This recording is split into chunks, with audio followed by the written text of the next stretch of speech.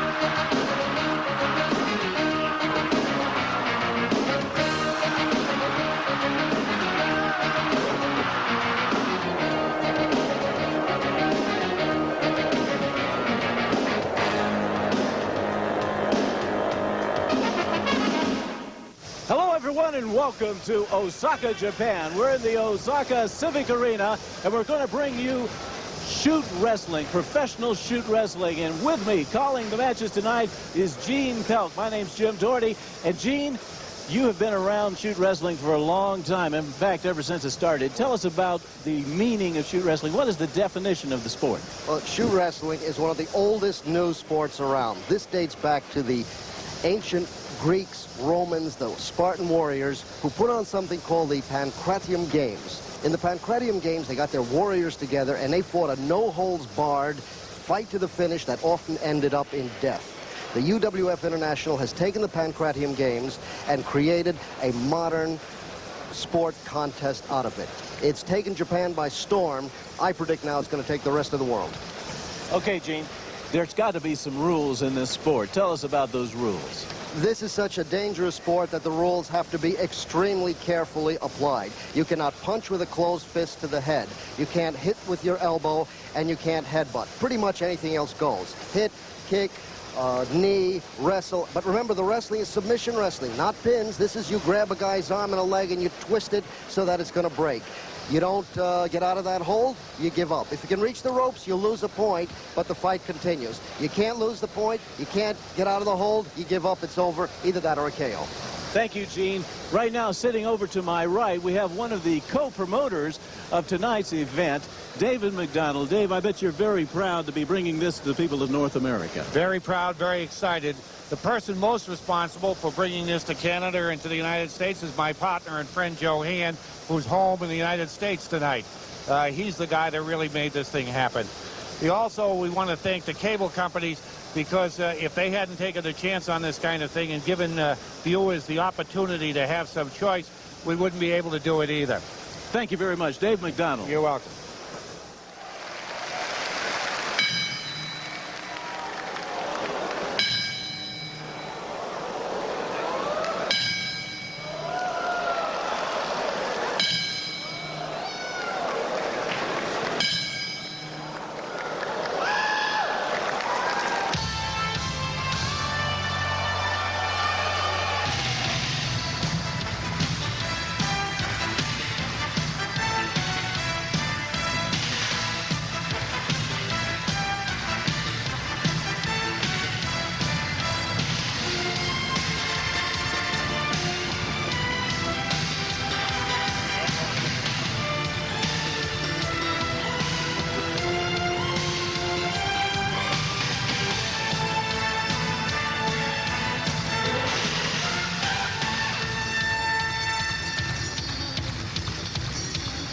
All right, folks, we've got two Japanese wrestlers ready to go at each other. Outside the ring, he's a wonderful, sweet guy, but inside the ring, you wouldn't want to be there. Yoji Anjoh climbing through the ropes right now.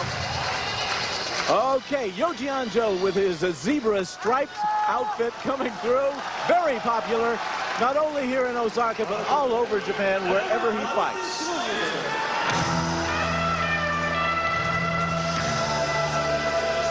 And going against Yoji is a very, very, very good guy, Tatsuo Nakano. Nakano is also very popular here in Japan. As you can see, the fans have lined up on the walkway where he's coming through. They love this fella, but they also love Yoji. Who are you going to choose in a match like this? Well, I'll tell you, Yoji Anjoh is the kind of guy that you want to go take a walk down a bad back street. You want this guy walking with you.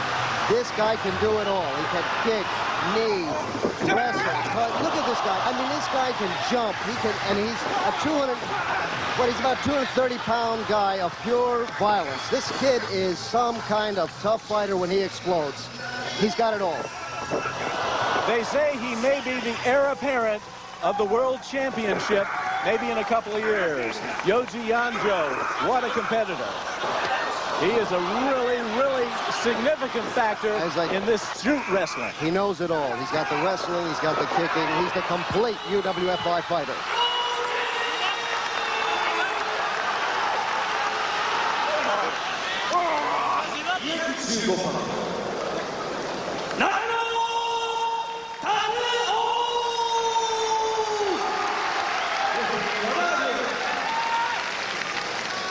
Nakano, Jim, one of the reasons that people like him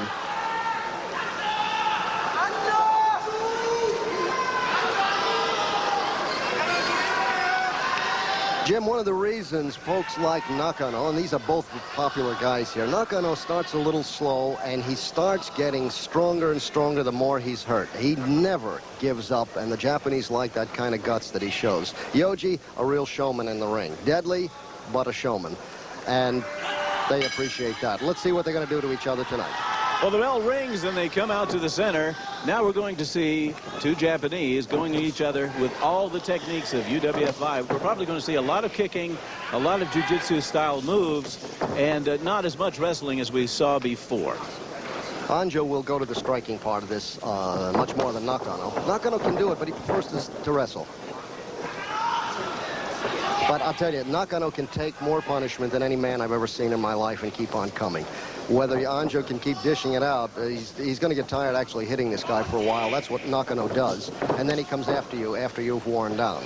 But look at the power of those kicks and hits that Anjoh is laying on him. Look at already the welts across Nakano's body. If they had a couple of gloves on each hand, it would look like a boxing match right now, as they look like they're almost ready to spar with each other.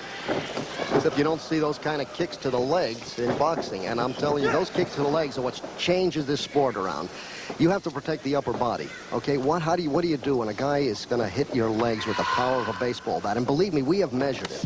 We have actually had a professional machine, you know, like a machine that you punch. They had somebody hit it with a baseball bat. It registered 100. They had one of our guys hit it and registered 150. Now, that's what you're taking to the body. Nakano just took a few, and he's laughing at Anjoh and saying, I can take a lot more of that. He probably will, too. I hope you can hear it at home. We can hear it here at ringside, and I tell you, it's thunderous. The crowd loves it.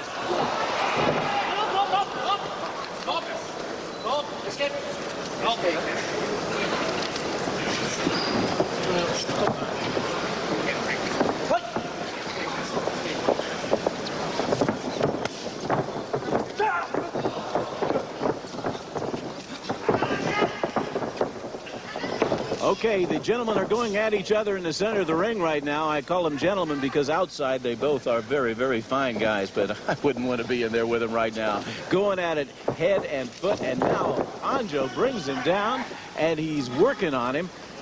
Let's see what happens. They're taking a little breather right now. We had some pretty hot and heavy action for a while. The guys are pacing themselves a little bit. Now, when they're down on the ground, they're not just resting. What they're trying to do is get in position to put on what we call a submission or concession hold. Grab an arm, a leg, or something in that kind of position that if you extend it, you can snap it, that the guy has to give up. That's what they're looking for when they're ground. They're not just laying there. This is leverage. This is one hold being turned into another. You'll watch it happen. Now, we call it shoot wrestling, and if you look at the referee's hand the next time he comes into the screen, he's got his finger, there it is, he's pointing straight at the man on the bottom, and that means, are you ready to give up? Yeah, that's shoot wrestling for you, because that's submission wrestling. That means we're going for it for real.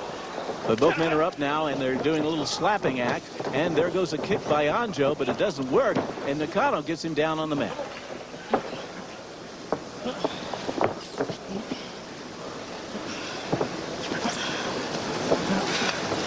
Gene, is there advantage when two Japanese wrestlers are fighting this type of wrestling as opposed to when there's a Japanese and an American? I don't think so, because all these guys know that they have to defend all aspects of the sport. Actually, it's a little bit more difficult for the guy, because he's not going to present the open leg or the open head as a lot of the American wrestlers do. So actually, they would prefer to go against a foreigner than to go against one of their own countrymen. If the weights were the same, the problem is the foreigner usually outweighs them by 30, 40 pounds. That makes up the skill difference. And they're back up again, and they're going after it. Nakano is trying to put his foot up in the air, but so far, his heart isn't in it. But Anjoh attacks. He slipped on that one. No, he slipped as he tried to go. His leg went out from under him, and then Nakano was able to take advantage of that. These two boys have fought before. I remember that was back a couple years ago, and if I remember correctly, Nakano won it. But when they walked out of the ring, you wouldn't never have thought he was the winner if you looked at his face. Well, right now, Nakano is ahead on points, 15-13 over Yoji Anjoh, and we're just seeing them spar.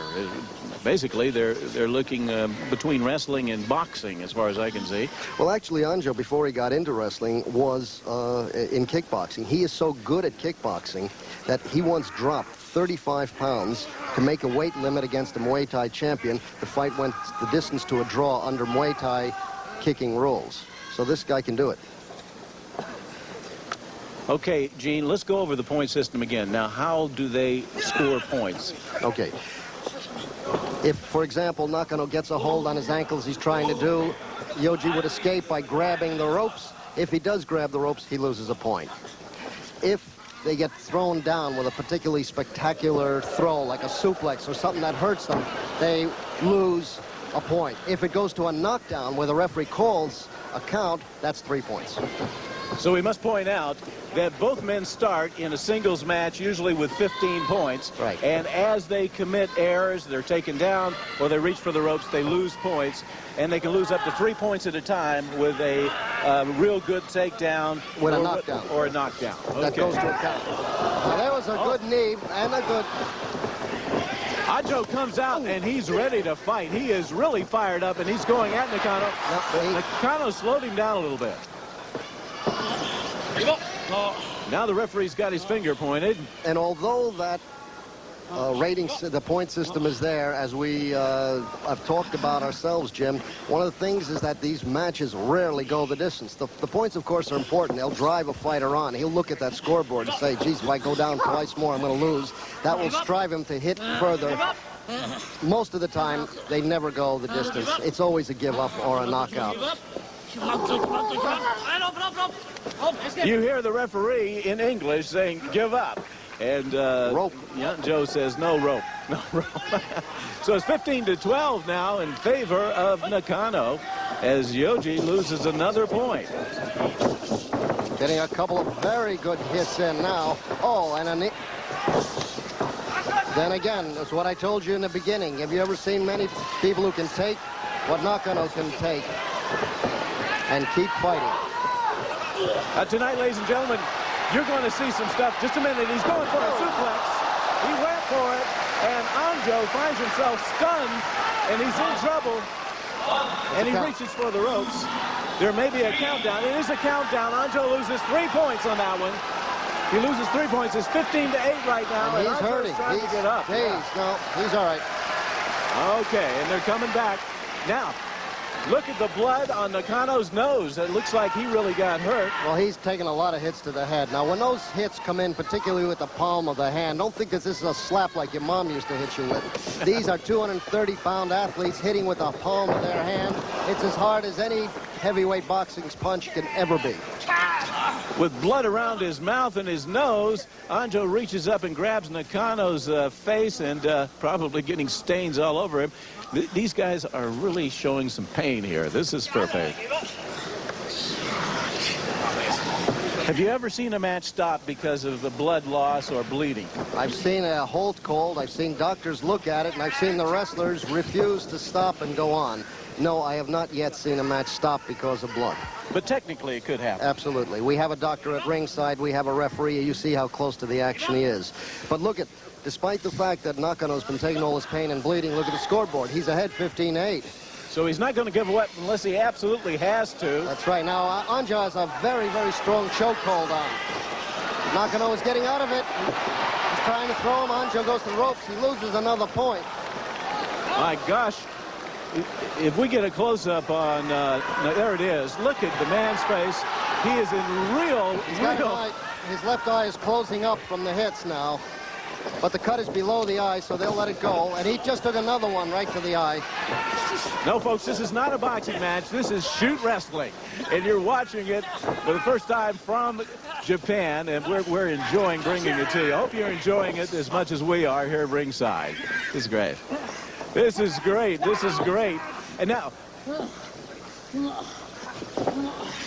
Anjoh squatting over the top of Nakano. He's got blood all over his back. Well, he's actually making it difficult for Anjoh to get a hold because the blood is so slippery. But what Anjoh has to do is to do something to him. He hasn't actually scored a point yet, but he has a give-up hold. Yes, he's got a choke on him. And it happened very quickly as Yoji Anjoh grabs a hold of Nakano, and Nakano slides out of the ring.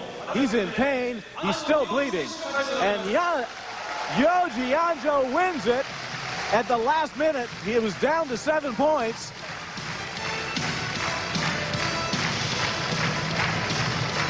Here's a look at Anjoh earlier in the match. First of all, getting the suplex.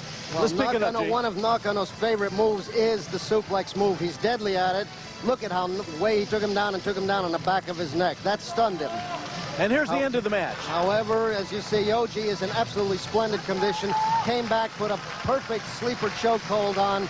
Nothing he could do but give it up.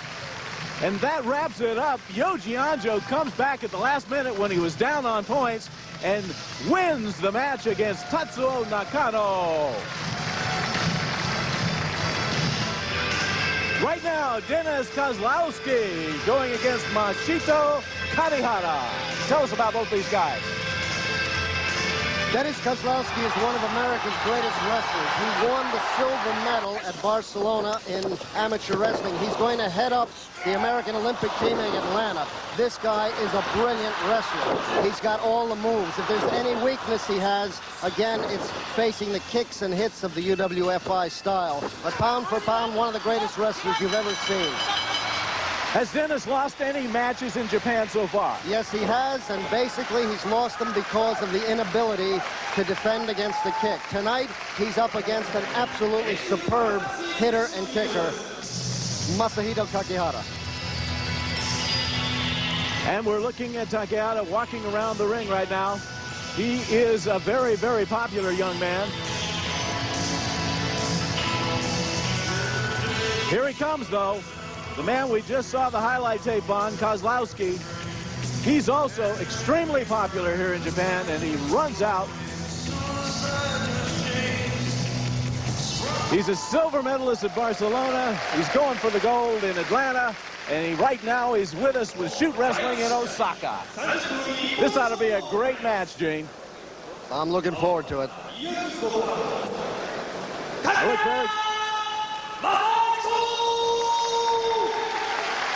Kakihara takes a bow, and the crowd applauds. He'll be in the blue ring.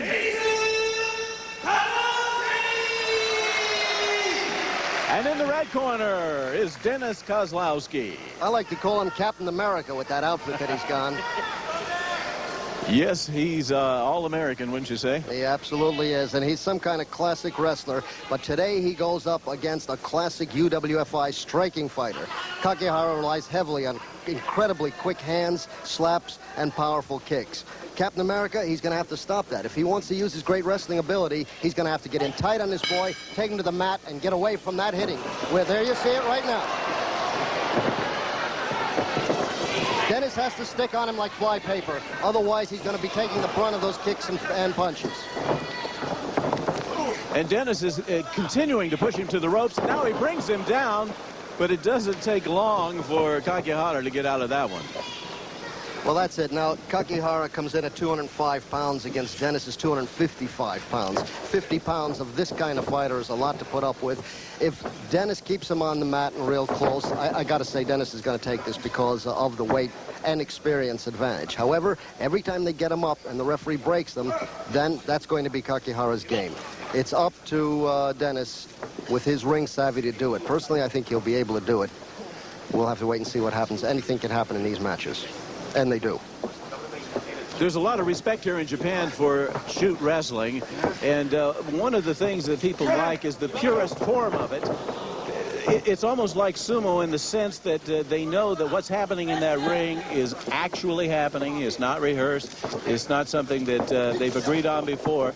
These guys draw blood. They're really drawing blood. And right now, they're really slapping each other around as Dennis goes after Masahito. Well, what you're saying is what we're seeing. This is a true sporting contest. I've asked a lot of the American guys, what do you do this? You could earn, you know, say money in other places, wrestling the other style. What are you doing this for? They put it to a point of pride. They say, we are athletes. We don't want to be considered other than athletes. We are coming in here showing our skill, our athletic ability, our conditioning. It's a matter of pride to these guys. They're going to give it 110%. Now, Gene, tell us, what does it take to qualify to be a UWFI wrestler? Well, you want to get into this organization, they first test out your conditioning. They will ask you to do 1,000 sit-ups, 1,000 push-ups, 1,000 deep knee bends without stop. Then they'll ask you to run about 5 miles, probably do a few wind sprints. If you can do all that without stopping, they'll think about letting you get in the ring and show them what you've got. I love to listen to you tell about that. It's almost unbelievable. I know a lot of people can't believe that these guys have to go through that kind of qualification just to earn the right to get in there. But you can see it. They're in excellent condition. These guys are really going after each other. This is what shoot wrestling's all about. Makes the Marine boot camp look like vacation. I've been to the gym a number of times and watched these boys. It's incredible. But you're seeing what I told you. Dennis knows that he can't stay out there and trade hits with him. He constantly moves in. Oh, what a hit to the leg. Dennis felt that one. He's not going to, you cannot take too many hits to the leg like that. Well, so far, neither wrestler has lost any points. They're tied 15-15, so both of them are going after it. It looks like someone's going to have to give way somewhere because points so far hasn't entered into this. Dennis better not make the mistake that a lot of American wrestlers do by crouching down too low in a wrestling position and coming straight in, because that can catch a knee to the head. So far, he's defending well, but he is going to, what is vulnerable is his left leg. He's sticking the left leg way out, and Kakihara keeps hitting it. He's trying to get into a position for a throw, but right now Kakihara has been able to defend it fairly well. Let's see if Dennis can reposition and get Kakihara down. And he does it. And he does it. He brings it down. That's a knockdown. They'll call that a knockdown. Right on the back of the head. Yes, there's that 50 pounds I was talking about. He just reversed Kakihara purely on weight and strength. Put him down in his head. And he took him down, and now the score is 15-11 in favor of Dennis Koslowski. And now Kakihara is going to have to start coming back and make up those lost points. That's going to take a lot of zip off Kakihara's hits and kicks, though. You take a hit like that, it's going to slow you down for a while, and that's all Dennis needs. Look at some of these moves. These moves are ingenious. These reverses and backs. Now Dennis reaches for the ropes and loses his first point. It's 14-11. And it looks like Dennis is taking a long time to get up. Who said, give me a lever and I can move the world? That's what you're seeing. You're seeing leveraged moves. These guys turn and twist from one hold into another. It's not just a matter of strength and bull power. You're seeing real conditioned athletes with skill.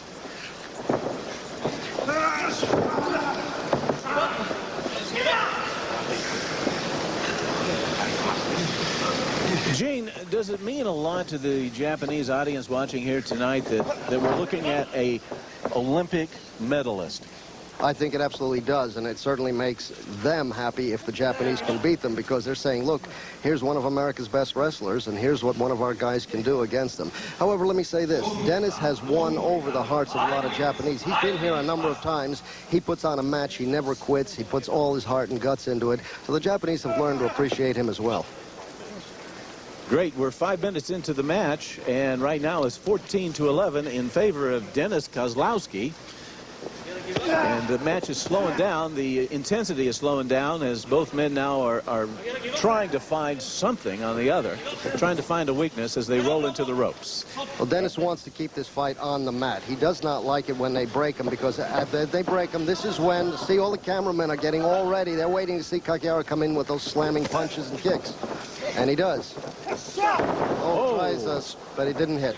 Dennis ducked it. Oh, that it grazed. Oh, there's a knockdown. Right on. It's a knockdown. And the score is tied right now, 11-11. We saw it happen. But Dennis is in big trouble. That landed right on the numbers. And here he comes with a flying kick, but Dennis is able to avoid it.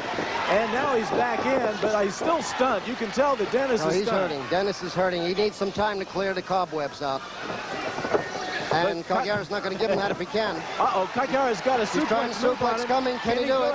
Yes. No, not quite. A twisting throw, and he gets him down on the mat. Give Dennis that experience and that Olympic background. He knew it was coming and twisted out on the last minute. That could have been a bad one. Right now, some pressure being put on Dennis Koslowski's ankle. I know it hurts a lot, and he's in the center of the ring as he now begins to try to crawl for the side. The referee is pointing his finger, asking him if he's ready to give up, but Dennis is able to grunt and groan and get over to the side, and the crowd gives him a big round of applause. You may not know this, but in addition to being an Olympic medalist, Dennis Koslowski is also a chiropractor. Oh, he probably needs to. Now, he's going to need one tomorrow. Yeah, maybe. What does he do? Look in the mirror? There we go. Now Dennis gets him down again, and he's putting a lot of pressure on the side of his head. But again, Kakihara is able to roll out of it. We're almost able to whisper here because the crowd is so quiet, so intense watching this exciting match. Shoot wrestling. Look out. He's got a great leg extension. Look at the flexibility you need to be able to take that. He's putting enormous pressure on the legs. He's got them totally wide split. Kakihara's out of it, but now you see what kind of stretching remember I told you about the stretching exercises, what kind of flexibility these boys need. I mean, you try that at home, you're going to be having a little problem driving your car tomorrow. Now he's got Dennis in trouble, and Dennis is trying to work his way over so he can reach over to those ropes, but now Dennis reverses, and trying to get the arm bar. He's going for the arm bar. He certainly is. Very, very exciting right now. What we're seeing is shoot wrestling at its best, and Kakihara couldn't take it, and he swings around, loses a point. It's 10-10. It's 10-10 right now. Both men going at each other very hard. We're seeing some excellent wrestling. They both slowed down. Oh, he caught one right to the inside of the leg, and now whether it was to the inside of the leg or to the groin area, I'm not sure. Wada's tapping him on the back, which usually means that maybe he was a little closer to the groin than he should have been. Is that a warning? Did he go over there and warn the... yes, he's gone over and warned him. Kakihara, it was a mistake. Well, they're not going to deduct any points. I see. He said, I'm sorry. Dennis said, okay, and now Dennis will probably try to take something back on him. Oh, a very good kick to the leg. He goes after it again. Well, no, Kakihara's trying to kick to the inside of the leg. If you feel your leg, the inside of the leg is much more tender than the outside. And Kakihara's found that open. Whoa. Kakihara falls outside. It's a slip, but I tell you, both men are going at each other, swinging. See, what's happening is Koslowski's sticking that left leg out so far that he can hit him either to the inside or the outside of the leg. And so he's been catching him to the inside. Oh, what a kick to the ribs. That hurt. But that's it. He's never going to get out of that one. And it doesn't take long. As Dennis Koslowski gets Kakihara into a grab, and he does it, and now Dennis is jumping around the ring. Is he excited? And the fans come alive. They love it. They love him. And right now, Kakihara is on the floor. He's in big trouble. Maybe Dennis ought to go over and give him a little help with his chiropractic service, huh? Hey, take nothing against Kakihara. He gave away 40 pounds and put on a brilliant fight. But today, Captain America had a little too much. He showed him that... All right, now let's go back and take a look at some of this. There we go. Watch Koslowski get kicked to the face. Here it goes. Slow motion. Fans back in the USA, have you ever seen slow motion in professional wrestling? You're seeing it the first time tonight. And here's the end of the fight. Kakihara tries to go for a head kick, but Dennis catches it. He's got both legs now firmly caught, just turns around, steps over. He goes far enough, he'll break the back. And Dennis Koslowski does it. He wins it. Masahito Kakihara goes down to the American. A great match here in Osaka. The UWF Junior League features a visiting star from the United States, Tommy Cairo. He met Hiromitsu Kanehara. Let's take a look at what happened in that exciting match. And right now, in the blue corner to your right is Tommy Cairo going against Hiromitsu Kanehara. Okay, Gene, tell us about these two fellas. Well, we've got a bit of a weight mismatch here. Tommy Cairo coming in at about 240 pounds against Kanehara's 210. That's 30 pounds of weight up there that has to be overcome. But I have a feeling he's going to do it. Kanehara is smaller, but he has that kicking ability and striking ability. Tommy Cairo, basically a wrestler. I think Kanehara has too many tools for Cairo to overcome. I'm looking for Kanehara to win this, particularly by softening him up with the low kicks to the legs. And then when the leg is giving out on him, he'll have him to play with. Gene, these are listed as Junior League matches. Exactly what is Junior League? Okay, the Junior League are the younger fellas who have just qualified. They are not yet considered good enough to move up to the Senior League, and they actually have their own division. They're awarded points for each time there's a tournament. They accumulate points at the end of the year. They judge who's the winner. The top boys move into the Senior Division. We talked about the rules earlier. We've seen a few slaps, and they look pretty hard. Can a guy actually close his fist, or what kind of a fist can he use to hit someone else? You can hit to the body with a fist, but when you go to the head, you have to have your hand open. So you can either slap or use the palm of the hand. Now, if you use the palm of the hand, that's deadly. That's much harder, actually, than a punch. And at this point, though, Tommy Cairo seems to be having trouble stopping the kick to his left leg, and Kanehara keeps working on that. Now think back to when you were in school. Remember the old dead leg? Somebody would come up and knee you in the thing and you'd fall down. Well, that's actually what he's doing. He's hitting the side of the leg, going in the back and hitting the sciatic nerve. Does that enough, the guy's going to drop. Now he's got a leg lock on, and Cairo has to escape and loses the first point.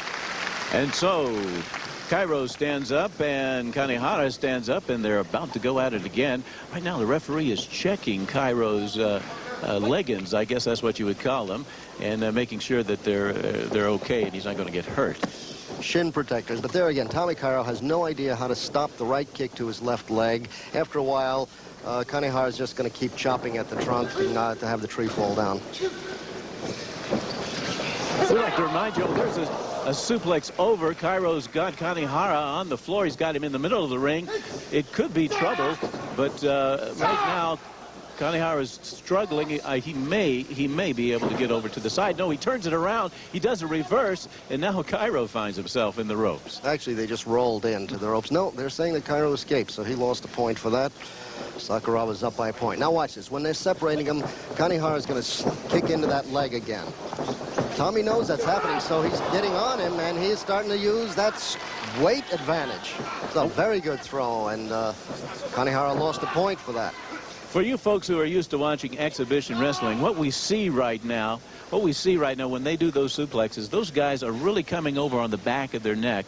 This is no show. This is for real, and it really hurts. And there's a definite possibility that they can break their neck, they can get stunned, they can get knocked out. Well, I've been in the ring before when I was younger with a little boxing and kickboxing, and those things hurt. But I tell you, when you get picked up backwards like that and slammed with all your weight on your neck, that's scary to me. I think the conditioning of these young Japanese wrestlers is tremendous, and it does save them from a lot of injury. But when you're going against a guy who weighs maybe 30 or 40 pounds heavy. Oh, what a perfect knee to the head. Cairo fell into that. He's down. Okay. This could be a countdown now if he doesn't get up. No, he's in trouble. He's in trouble. He's falling over. This could be a countdown, and it's out. Absolutely. It's out.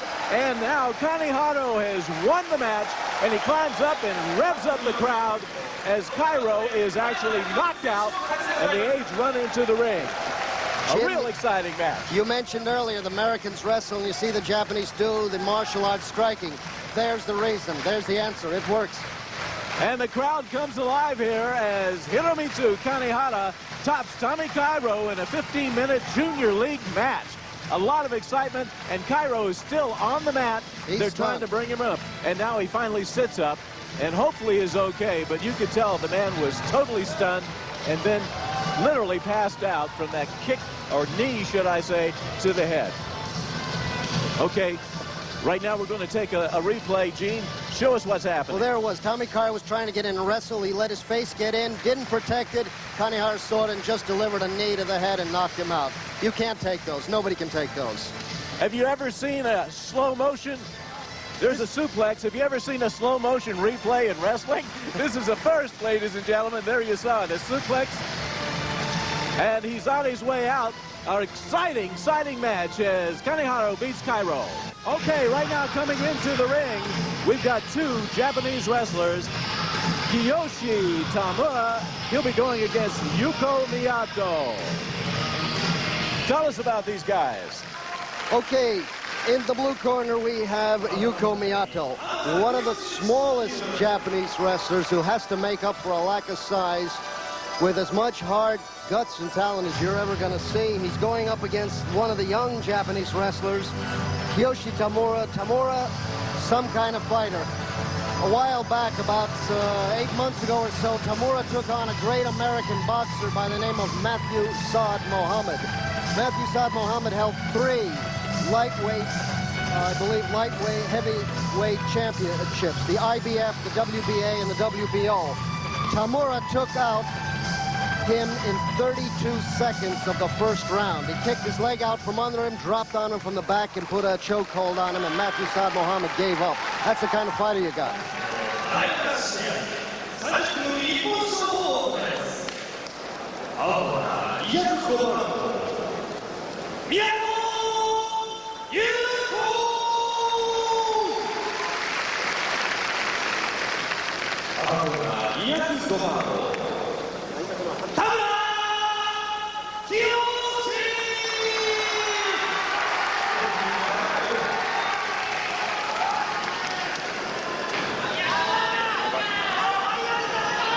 Once again in the red corner, Kiyoshi Tamura to your left and Yuko Miyato to your right in the blue corner. We'd like to tell you it's standing room only here in the Osaka Civic Arena. 7,500 plus in attendance. This place is full. They love shoot wrestling in Japan. Hope you enjoy it back in the USA. Watch Miyato go. He's got to make up now some weight and height disadvantage. Miyato is one of the pound-for-pound best fighters that I've ever seen, but his problem is pounds. He doesn't have enough. Look out for his mean, vicious spinning back kick. He's got one of the best around. If he can land that on the solar plexus or to the throat or head, you're in big trouble. Otherwise, I think Tamura's got a few too many wrestling skills for him. Should be a very quickly moving, striking, wrestling, tumbling match. This will be full of great technical moves. Okay, dressed in the red trunks is Tamura. In the black is Miyato. And watch these guys go. They're very fast, very quick. A lot of moves happening simultaneously, and a lot of reverses. And now the fans react as both men stop their sudden rapid movement and wait for a chance to go at each other again. Oh, he's got the arm extension on. He could lose it right away, but Miyato manages to roll over. He was in real trouble. Now, you have to appreciate how quickly an arm can get broken. Just extend your arm out across the table and then put it on the edge of the table and press down. You realize how quickly you can snap it. That's what can happen when one of these guys grab you. It is a very, very dangerous hold. Right now, Tamura's got his leg and his ankle, and looks like Miyato couldn't handle it. He reaches for the rope and loses a point, 15-14 in favor of Kiyoshi Tamura. Both men are on their feet again in the middle of the ring. Miyato is trained at boxing, kickboxing, jiu-jitsu, professional amateur wrestling. He knows it all. Again, his problem is a size problem. He usually always is going against men much bigger than him. In this case, the weight advantage is not all that much. No, right from ringside, they look about the same size. Maybe Tamura's slightly heavier. Depends what he ate last night, right? Right. Or where he ate, right? By the way, this is a beautiful city, Osaka. If you're ever in Japan, you should make a special effort to come visit the beautiful city of Osaka. And we'd like to thank all the wonderful people who've made our stay here such a sweet thing. Yes, sirree. 15-14 right now between Kiyoshi Tamura in the red and Yuko Miyato. Okay, Wada's got the shoot sign on, but they spin out of it, no problems. Now they're kind of feeling each other out. The opening barrage is over. They're waiting to see who can take advantage of what. The crowd is very, very quiet, suspenseful, waiting for the action, the fireworks to begin. And believe me, they will start all of a sudden. These guys are so fast, so quick. Unbelievable. Uh-oh, the referee comes over. There's a string hanging loose in Miyato's, what do they call those? A shin protection? Well, those are like, yeah, shin pads. They're similar to, you know, like a boxing glove, like a bag glove. It does two things to the kick. Number one, it actually lets the wrestler throw the kick harder because he knows he's not going to possibly hurt his leg when he hits it on a or something. So they throw a very strong, penetrating kick because of that. Also, it does afford some protection because without that, you have so much blood and cuts that matches would tend to end too fast. Well, you're noticing a lot of jiu-jitsu, a lot of judo, a lot of martial art. Look out, he's got him. Now he's too close to the ring. Tamura able to turn it around, and he gets the armbar arm. Miyato is able to escape because they're close to the rope. There you went. Each guy had a potentially ending hold on about 3 in a row, and they just spun one into the other. What an exhibition. What are some of the holds that'll give you an immediate submission? Okay, I mentioned one, the armbar. As soon as you get that extended, it's over. Another one is the ankle. If you can catch the ankle, put enough pressure on the Achilles tendon underneath, you can snap the ankle. That's another give-up move. The other one from behind, if you can catch both legs and step over on the guy and put enough pressure on the back, you can rip all the back ligaments out of your body. So those are 3 of the moves that you very often see end about spectacularly quickly. Bringing up on points, Miyato has lost 2 so far. It's 15-13. Well, there's one right now. Now, Miyato is reaching over, and he's putting on a headlock, but this is not the kind of headlock that you see in regular wrestling where you just put your arm around you. If you notice, he's trying to twist the chin and face around so that... And that's why Wada's got the shoot sign on, because... Oh, and does he land a kick to the back of the kidney area. This is why these guys have to be in such excellent condition, because they really do receive a lot of pain, and there was some pain as that bounce on the mat just vibrated right through us. I mean, Tamura literally bounced about 3-4 inches up in the air after he was hit. And his back is hurting him now. He's trying to recover. He's okay. He's going to get up. I don't know if he's okay, but he's ready to go on. Watch out. I know Miyato. He's going to try to get that spinning back kick in pretty soon. Well, right now, watch out. Tamura's just lost his first point, so it's 14-13. How about the kicking on the ground rules? The UWFI fight resembles the street fight. In other words, if your opponent is getting up to fight again, you're allowed to kick him. If he's down on all fours, hands and legs are down, you can't kick him. But if he's starting to get up and raises even one hand, you're allowed to kick him because, hey, you don't want the guy up and doing something to you. Knock him down again. Preventive wrestling, is that what we call it? That the best offense, a best defense is a good offense, isn't that it? That's it. Miyato lost another point in that little rigoro, and all of a sudden we're down to 14-12 with a 2-point advantage on behalf of Tamura. Both men are standing now, and there goes a beautiful kick on the inside, another one on the outside. Miyato is attacking. Like you see, we may see that spinning back kick here pretty soon. Oh, but Tamura's got a terrific chokehold on. No, Miyato's going to escape. That's one of Tamura's favorite moves, by the way. I've seen him win many, many matches with that chokehold. He has just such a powerful chokehold. When he did that on Matthew Saad Mohammed, I asked him afterwards. He said, I was blacking out. The guy was going to break my neck. I had to give up. Obviously, the judges... There it is. That was it. That was it. That was the reverse. He didn't land it on the solar plexus. It was a little bit lower, so Tamura's going to survive, but he isn't hurting. There's that chokehold again. Both men using the cream of their crop in moves, and right now the excitement is really getting hot and heavy. And Miyato grabs for the ropes, and this time he loses a point, 14-11 in favor of Tamura. Both men look a little exhausted right now between the chokeholds and the reverse kicks. Whoa, this is exciting. This is shoot wrestling, ladies and gentlemen. Well, You could feel that one, Jim. Tamura was hurting from the spinning back kick to the stomach. Miyato then put a knee into the solar plexus. The referee is saying something about that not exactly being kosher, but it looked all right to me. Well, right now, Tamura is in a lot of pain as he still holds his rib cage, trying to stay away from Miyato's kick. But Miyato doesn't give up, and another one right to the side. Same place. And now a judo move gets him down on the ground, and he's going after that arm. He's got that arm bar on. No, but look at that spinning takedown. And the arm bar, but Miyato again too close to the ropes in the escape. This is a work of art, ladies and gentlemen. This is wrestling. Wrestling at its best. Okay, 14-9 is the score. Miyato's going after him with the kick. It may be a count. It may be a knockdown. Let's find out what they rule. rule A lot it. of pain. That stomach is taking a real workover today. The spinning back kicks, the knees. He's a tough boy. He's up, but could be a setup right now. Miyato's going to walk in for the kill. It's 11-9 right now in favor of Tamura, but it looks like Miyato might. No! Unbelievable. What a match. It looked like Miyato was on top of it, and then Tamura came back very, very quickly, and then it twisted again. Both men are still on the mat. As the referee makes his way over to Tamura, he's talking to him right now.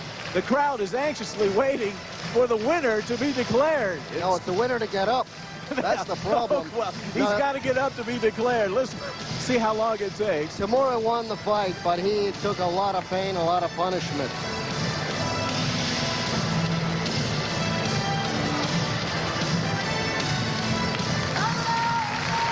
Okay, we're going to take a look at a sequence of plays early in the match. Gene, tell us what's happening. All right, well, there was that spinning back kick I told you about, right in the stomach. If it landed a little higher, he might have done him away, but that hurt.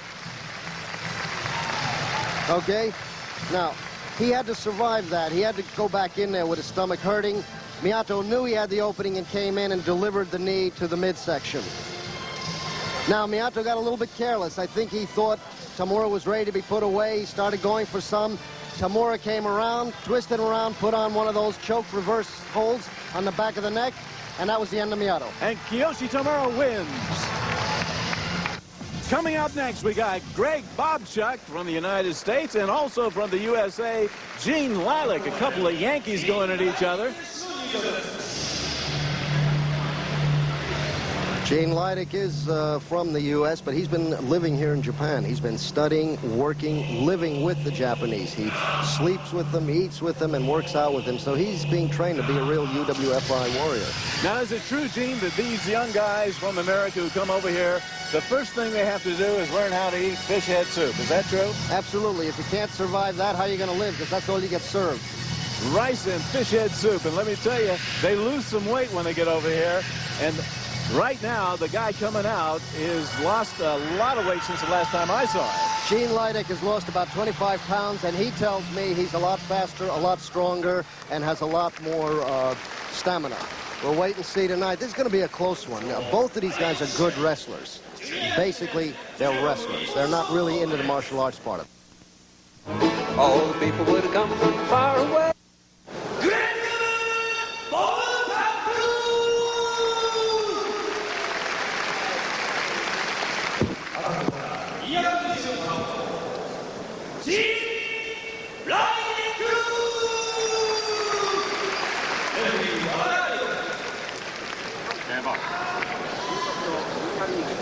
Now, for the first time, we're going to see a couple of Americans going at each other in shoot wrestling. This got to be a first, huh? Yeah, no, it's happened a couple times before, but it's not usual. Generally, you tend to see Japanese against the Americans. But in this case, Lydick is fighting out of the red corner, which is considered the Japanese corner. And as I told you earlier, he lives and works out with them. So he's sort of earned himself honorary Japanese position here tonight. I'm going to call this as a pretty close one. Both of them are great wrestlers. Maybe Lydick has slightly the advantage because he's been doing the UWF style, so maybe he's picked up a little more on striking, but we'll have to wait and see. Evenly matched, weight, experience. Whoever wants it more is going to win it tonight. We're probably going to see a lot more wrestling than we're going to see the jiu-jitsu style of kicking and fighting. That's right. But like you say, Lydick has been training here with the UWFI, and maybe he has a few tricks up his sleeve, or maybe in the back of his shorts, huh? We're going to find out. Wearing red, white, and blue trunks, Greg Bobchick. He has a USA jacket. What a nice takedown that was. And he actually hurt him with that takedown. He slammed his shoulder into Gene's shin. And I know he definitely hurt the knee and the shin with that. Gene's in trouble. The audience here tonight is trying to figure out who they should cheer for. Because neither one of these guys are Japanese, and of course they don't know much about either one, but probably Lydick is the hometown favorite. Gene's been doing a lot of studying with kicking. Actually, what the UWFI has done is bring in a Thai kickboxer to train these guys with kicking, to give them the kicking abilities. Thai boxing is the home of kickboxing. They're the best at that sport, and they've actually imported a guy to teach them kicking. Only about 20 minutes away from Osaka, and where we're sitting right now is the port city of Kobe. That happened to be the first place that Americans were allowed to set up residence in Japan back in the mid-1800s. So people in the Osaka area are more accustomed to foreigners and more accustomed to seeing Americans on the streets. So these two guys fighting right now is a big thrill for these people, and hopefully this fight will start really getting hot and heavy in a few moments, and the crowd will come alive. Well, neither boy has really been hurt or hurt the other guy except with that takedown early. So that was a very nice pickup. But Lydick is a good wrestler. He can handle that kind of stuff. Bobchick seems to be very fired up for this one. He's kicking a lot. I'm surprised to see him kick. It doesn't look like he has much on the kick, though. No, he's going through the motions, but it's not working. They're wrestlers, and they've gone back now to what they know best, which is wrestling. Whoa. Lydick comes in, tries to get one on it, but Bobchick stops it. And you can still hear that silence. Yes, it is. The crowd is watching very intently, waiting for something to happen and appreciating this fantastic display of shoot wrestling right here in Osaka. Hope you're enjoying it, folks. This is the real thing. Get up. Well, Gene trying to go for that vulnerable ankle. Hey, listen, no matter how big and strong you are, you ever stepped off a street corner and caught your ankle wrong, you know how much it hurts. Now you take a 250-pound guy in shape like that, trying to break your ankle for all he's worth, and you realize how dangerous those holes are. The weakest part of your body, the ankle. Oh, and he catches him with that, again, that knee to the head. American wrestlers unprepared for that. American Olympic amateur-style wrestlers, they tend to come in low. They squat. They like to fight there. Well, they're always vulnerable for the knee to the head, and they've been paying that price today. Right now, taking a look at the scoreboard, it looks like Lydick is ahead on points, 15-13 in favor of Gene Lydick. Make that 12. Bobchick has to escape the chokehold. Well, we're still looking for some real excitement. Both men are sort of cruising, looking for the weakness in the other. And something's going to happen here very quickly, I can tell. We're watching a junior league match between Gene Lydick and Greg Bobchick from the United States. Woo! I can feel it when those guys fall on that mat. Well, they mean when they throw a guy down to hurt. In other kinds of wrestling, that's kind of, you know, you throw a guy, but you're careful how you throw him. He breaks the fall with his hands or with his feet. In this case, they're trying to throw you on the high part of your body, on the upper back, on the neck, and really hurt you. Lydick just lost his first point in the match. It's now 14-12 as they come together again. And we're looking for something. Oh, a nice twisting takedown, but looks like Bobchick got on top. He's on the ride right now.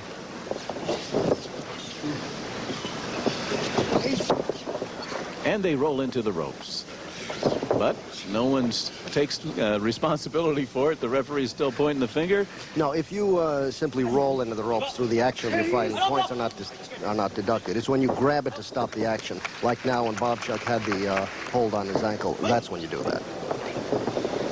Bobchick loses another point. It's 14-11, and they're back in the center of the ring again. Gene's trying to throw the kicks, but they're a little bit too slow. He should stick with the knee. That's had a little luck for him.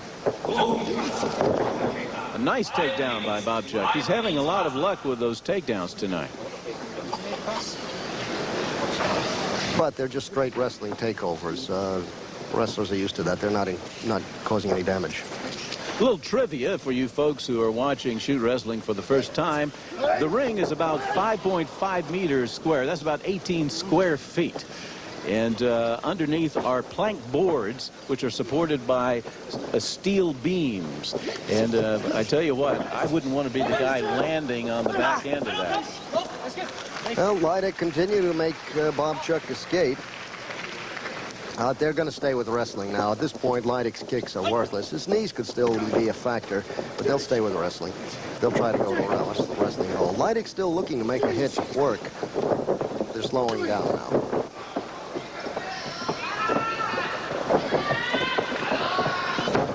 They're wrestlers, and they've gone back now to what they know best, which is wrestling. Whoa. Lydick comes in, tries to get one on it, but Bobchick stops it. Whoa. Go back to the action. But Lydick made a mistake. He tried to take him over with a suplex, but he put him straight over on himself onto his face. He could very easily have broken his own nose.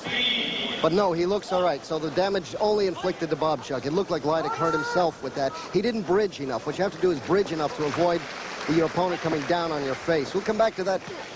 Yeah, in just a second as the action intensifies in the middle of the ring now. Bobchick going after him. That was quite a clash of titans we just saw. It's 14-6 in favor of Lydick. So Bobchick's going to have to get started, or he's going to have to win this thing by submission, because the time is going to start running out. This is a 15-minute time limit on this particular junior league match. You're looking at two Americans going at each other. Gene Lydick, he's in the red corner, and Greg Bobchick in the blue. What was that you were saying, that wrestling has to be continued as called entertainment? What we call professional wrestling back in the United States, in most states, is considered entertainment, and it has to be advertised as exhibition and not a contest. I see. That's because, according to this encyclopedia, most of these exhibition matches are rehearsed. Well, there we go again. Oh, there is a beautiful one. That really hurt. Now, Bobchick is in trouble. You notice how he bridged the body and brought him down straight on his back and neck. Bobchick is in bad trouble. The arm is extended. He can break And it's over. It's over. It's over as Gene Lydick does it. That training is paid off. Gene Lydick takes on Greg Bobchick and finishes him off with a beautiful move right at the end. Now, there is the kind of takedown.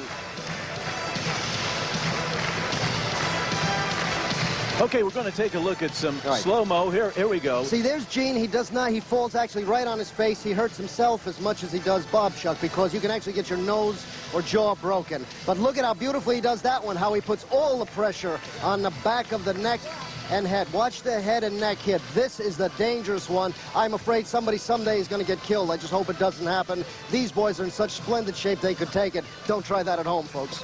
And that ends it. Gene Lydick taking on Greg Bobchick. All right, coming into the ring right now, the bad news Allen. Oh, big man, and he looks dominating. He looks mean. 6'3", 285 pounds of professional fighter. He'll be going against Kazuo Yamazaki. Kazuo's very popular here. As the crowd comes alive, they're on their feet, and they're clapping him in as he runs down the runway all the way up, and he's getting ready. You'll hear it when the fans come alive. Bad news back in the ring. He's just kind of waiting there.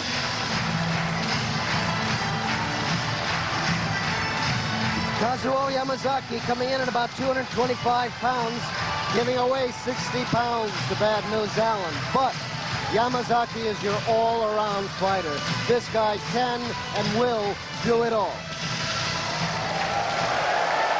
Oh, yes. And Yamazaki's got a pretty grim look on his face as well. Both men come for a showdown in the center of the ring, and the fans are eating this up. They love it. They love it. And now the referee steps in and says, okay, gentlemen, step back and let's talk about it. Our referee, Mr. Wada, give him a hand. He's having quite a workout tonight, too.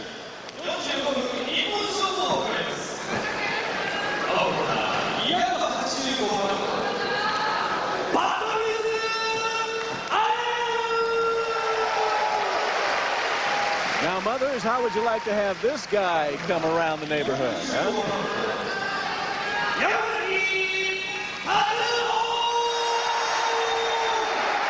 Kazuo Yamazaki. As Gene says, one of the most all-around UWFI wrestlers. You're going to see a lot of moves, a lot of techniques in this bout.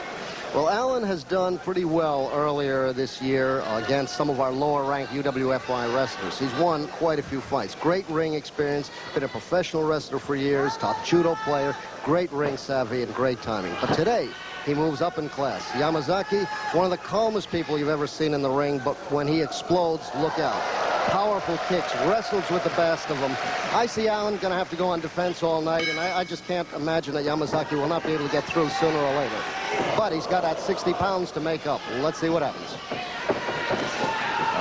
Good guy, bad guy, classic match here. But actually, I guess everybody's a good guy at UWFI.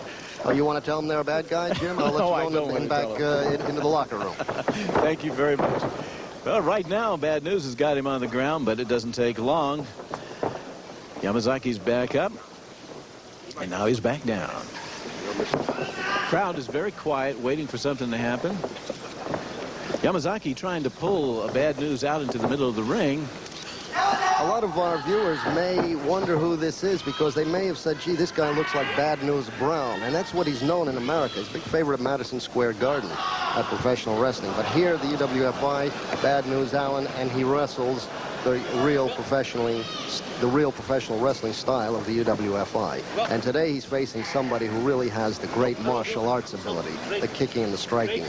Going to have to see if jumping up in class like he has done, he's going to be able to do as well as he did against the lower-ranked wrestlers earlier this year. Well, it's a full house here in the Osaka Civic Arena. Standing room only, and the crowd is loving every minute of it. Bad News says, come on, shake my hand. And they go down into the ropes. And the referee breaks it up.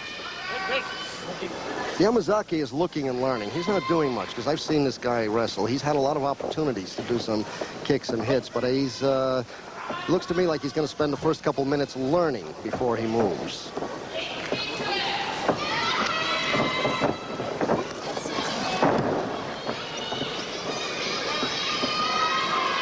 Now the referee is pointing his finger. He's pointing his finger directly at Yamazaki and asking him if he wants to give up, and then he backs off. Doesn't look like Yamazaki's in a lot of trouble. However, Bad News moves around, and he's working on that arm. He's working on it.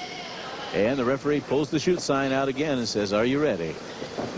Shoot wrestling, ladies and gentlemen. I hope you're enjoying it.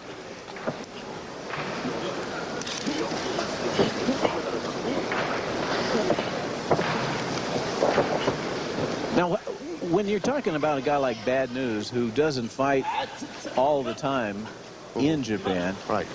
How would a guy like that prepare himself to come against some of these wrestlers with their martial arts skills? Well, Bad News, as I told you, has been in fighting all his life. Besides professional wrestling, he's been in judo, he's been in, other rail wrestling. So he has actually, spent a good half of his life in the ring. He has the ring savvy and the experience to be able to fight our style. I've noticed him. I've watched against our younger guys who have the kicks. He has the excellent experience and the knowledge to know how to stop the kicks. He's in the right place. He'll take one kick and move in on them. So he's got the experience, and he's showing it, plus the 60 pounds. But to me, I see Yamazaki still playing around. I don't see him getting serious yet. He's just sort of seeing what Allen's got, see the best of his moves, and then I think you're going to see him explode at any minute now with an offensive barrage, because Yamazaki has the offense. Well, so far, Bad News is ahead on points. It's his favor, 15-14. And Yamazaki is just, as you say, kind of sparring around, looking for an opportunity. And not a lot of action so far.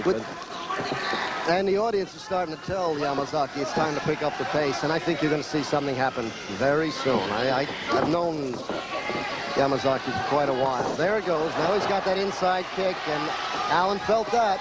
The leg starts cramping up quickly on those kicks, but you see what I mean? How quickly he caught that kick and threw him back. Allen is not going to stand there and take a barrage of him. He has the ring savvy and experience to know better, as you've seen a lot of the other wrestlers stand and take it. So he's no easy customer. Then again, 6'3" and 285 pounds, a professional fighter is never an easy customer. No, and look at those muscles ripple. Bad News Allen going after Yamazaki right now. But Yamazaki is very close to the ropes as the referee gives him the shoot sign. But so far, Yamazaki doesn't want to sacrifice another point. He's behind one already. He drops down and brings Bad News down to the ground, and it looks like he's almost out of trouble. But things happen so quickly, Gene. Things in shoot wrestling just move like lightning sometimes. When you think one guy's ahead, all of a sudden they reverse around and he's out of it. Well, I saw Kakihara, the boy we've seen with those fast hands, take Allen out in a move that was so blindingly fast that I had to even see it on the slow-mo. It was so fast. It was fast. It looked fast to me. Well, I hope the fans are enjoying this for the first time, watching professional wrestling with slow motion. This is exciting. I get chills watching it because you never get a chance to see those moves up close and watch those thrusts, and it's just overwhelming. Well, as they say, Yamazaki hasn't even broken a sweat. He's just waiting to see what Allen's got. I think he's surprised that he hasn't gotten a little bit more, but you watch, any second, Yamazaki is going to explode with a series of kicks and moves. So far, this is not the Kazuo Yamazaki that I've known for years. Very slow match so far, but the referee has the shoot sign, and he's pointing to both men right now. He doesn't know which one to point at. He's got both guns out and ready to fire. And the fans are getting a little impatient, waiting for something to happen. And Yamazaki reaches for the ring. And Bad News is very reluctant to give up that hold. Well, he knows. I think he's studied. He's watched Yamazaki before. He knows what he's got. Right now he's searching around Bad News' trunks. He wouldn't possibly think Bad News would do anything bad, do you? No, they don't do that in the sport here. They do bad by the rules, which is good. Right now, Bad News Allen ahead by 2 points is 13-15. In the center of the ring, the referee's got the shoot sign. He's asking Yamazaki if he wants to give up. Bad News on top.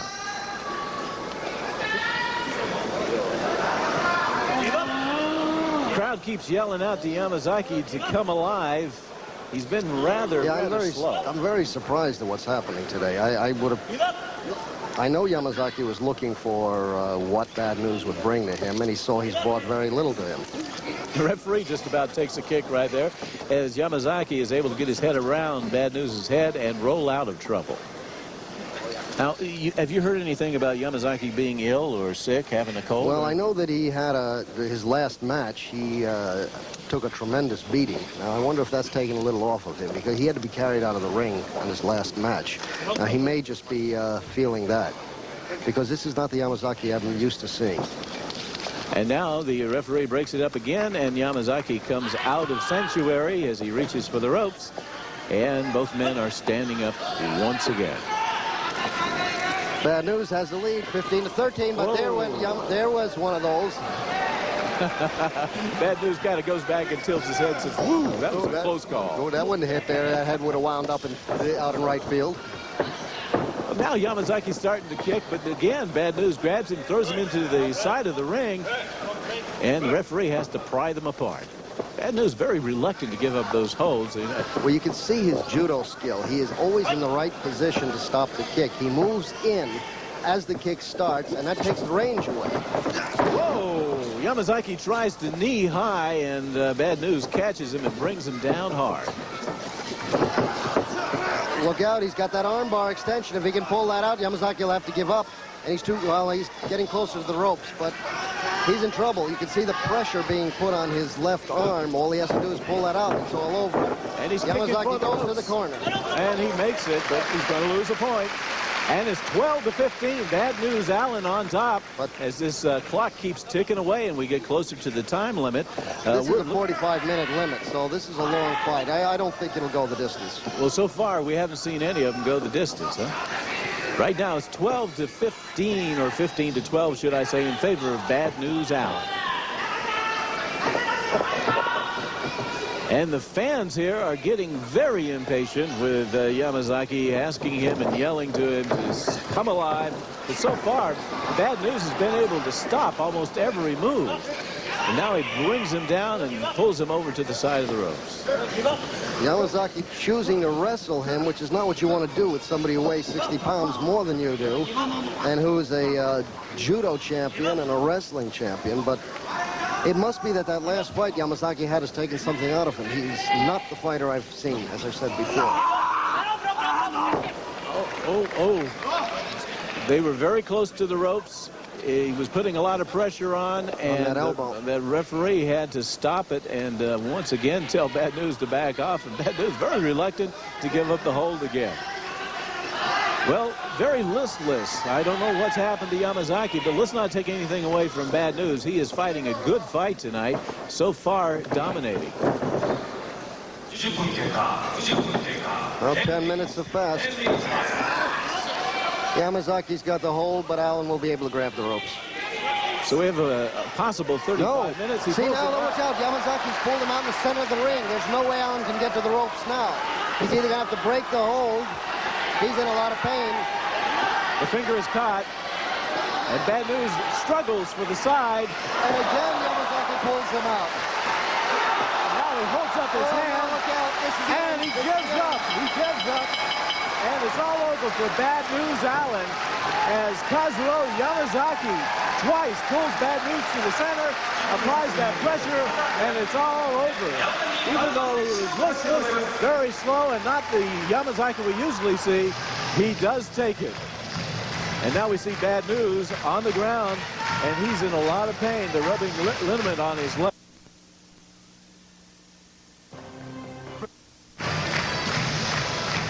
Okay, take a look at this slow motion of what happened.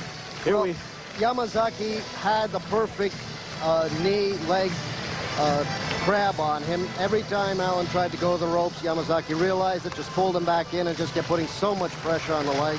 Allen had to give up. Not the same Yamazaki I'm used to seeing, but a good enough all-around fighter that he came out the winner, even wrestling a guy 60 pounds bigger than him. Yamazaki raises his hand in victory over Bad News Allen. What a fight. One more time, look at the pain. Look how close Allen got to the side, but all of a sudden, it didn't mean a thing. And the hand raises in victory, and we have Kazuo Yamazaki taking on Bad News Allen.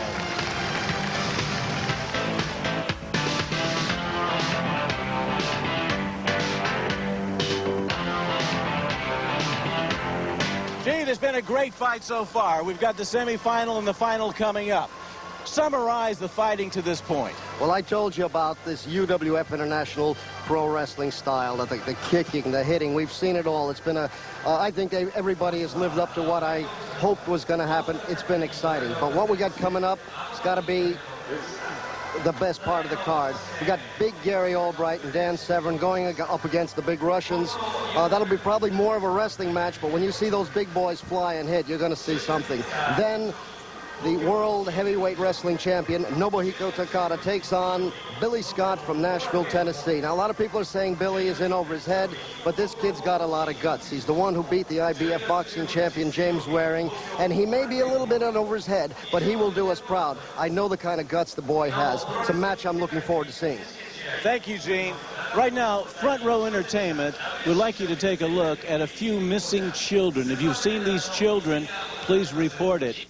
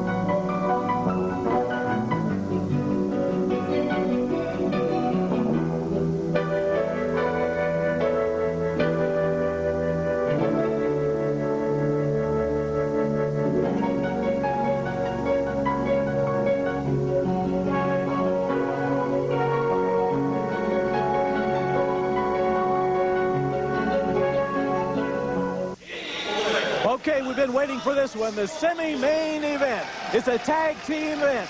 Okay, we're going to have Gary Albright and Dan Severn. This is going to be an exciting match. They're going against two Russians. Right now, we're going to take a close-up look at Albright and Severn, two Goliath men who have some great techniques.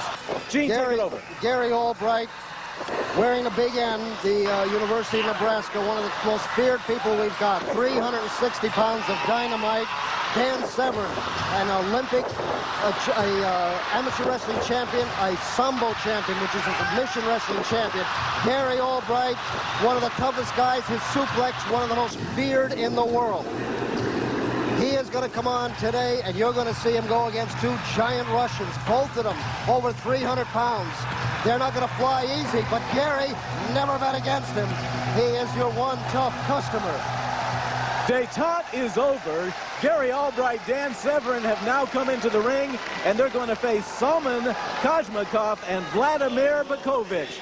And with us is one of the great all-time wrestlers, Lou Thez. Lou, welcome. Thank you very much for joining us. And right now we've got the Russians and Americans at it again in the ring. Okay, thank you, Jim. Very happy to be here to see this match. This should be a great match. We've got some gold medal winners here. Hashimikov, four-time champion of Russia. This should be a terrific contest. You know a lot about Gary Albright, Lou. Tell me about him. Gary Albright, he's tough enough to go bear hunting with a switch. This kid has a lot of intestinal fortitude, and he will really hang in there and go to the limit. Yeah. He's tough enough to go bear hunting with a switch. Yes, sir, he really is. That's pretty tough. Well, we're looking for an exciting match right now. You can hear that the crowd is really revved up. They love Gary Albright, and Dan Severn is also a favorite. I'm afraid the Russians are going to have to be the bad guys. Yeah.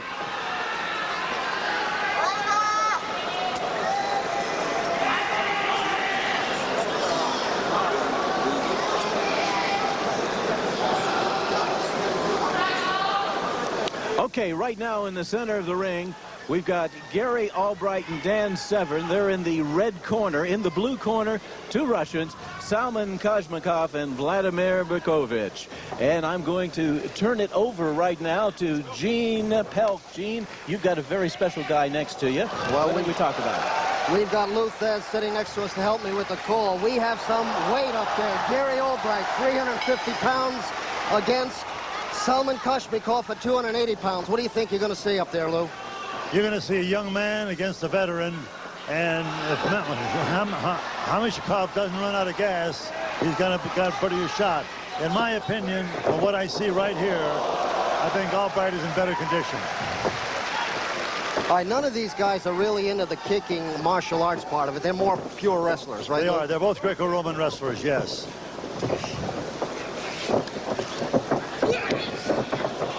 Okay, right now they're in the ring, and it looks like Gary is dominating so far. Gary is a little tired. He came in here from Florida and arrived this morning. He had to go through 3 cities to get here, but you wouldn't know it watching him right now. And the referee better get out of there or he's going to get hurt. Whoa, the action is coming alive, and the Japanese fans, unlike most of the time, are yelling, screaming, and really getting into this. A lot of excitement.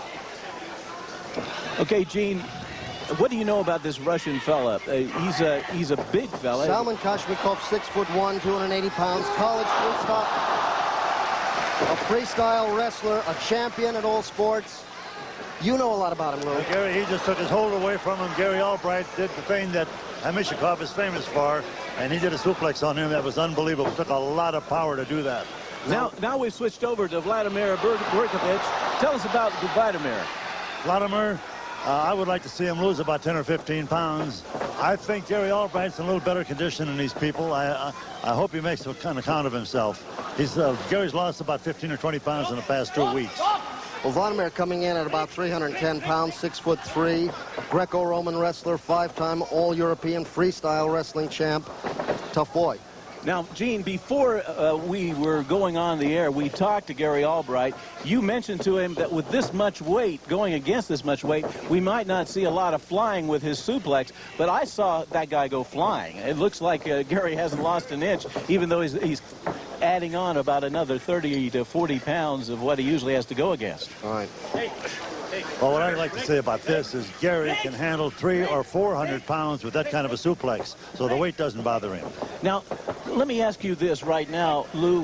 When a guy that big goes over on a suplex, and we're bound to see it with Gary in the ring, does that add a lot more stress on the back of the neck with that extra weight? Of course it does, yes. If he falls in the back of his neck, he's got a problem. The way to do is tuck his head in if at all possible, but sometimes this is not possible. Well, right now, the score is 21-20, and it looks like the Americans are ahead of the Russians by 1 point, and the tag takes place, and Dan Severn comes in to take over. And, well, he pulled a lot of weight that time. Gary Albright now takes a break, and we're going to watch Dan Severn use some of his fantastic techniques. The bearded wonder, Dan Severn, in the ring right now for the Americans. It's funny to call a guy like Dan 6'2" and 275 pounds a small man, but that's who he is today. He's actually the smallest guy in the ring, yeah.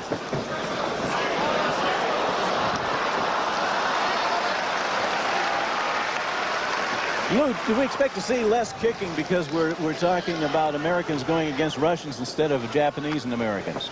Well, there's going to be a little bit of kicking here because you see Dan Severn has the kick boots on, and he's permitted to kick, so he's going to do it. Well, it's a takedown. It's a beautiful takedown. And right now, the finger is pointed. It's a shoot finger. It's pointed at the Russian. And Berkovich is on the ground in a lot of pain, and he's struggling to get over to the side of the ropes. He's almost there. He reaches up, he grabs it, and now the referee must break it up. The Russians lose another point, 21-19, in favor of the Americans. Gary and Dan both have dominated their sessions here, so let's see what happens. It is not. Okay, we still got the same referee in, and all of a sudden the Dan Severn is coming alive, and he has got the big Russian in a lot of trouble. The shoot finger is right at his face, and the Russian's going to have to move quickly to get out of trouble. He's going to have a little trouble moving quickly right now. You know what I think, Lou? Everybody's looking forward to Gary Albright being the winner. You know, Dan Severn would like to show what he can do, don't you think? He's freestyle, Greco, and also Sambo. That ought to tell you something. Well, the Russian What puts is his boot Sambo out. wrestling? That's another concession form of wrestling. I see. The Russian puts his boot out and loses another point. It's 21-18, and Severn is really coming alive, taking control of this match. And Gary Albright just sitting back watching. He says, come on, boy, come on, let's do it right. Well, the Russians and the U.S. have been battling each other in the Olympics for years, and they're going to carry it on right now. I can see that.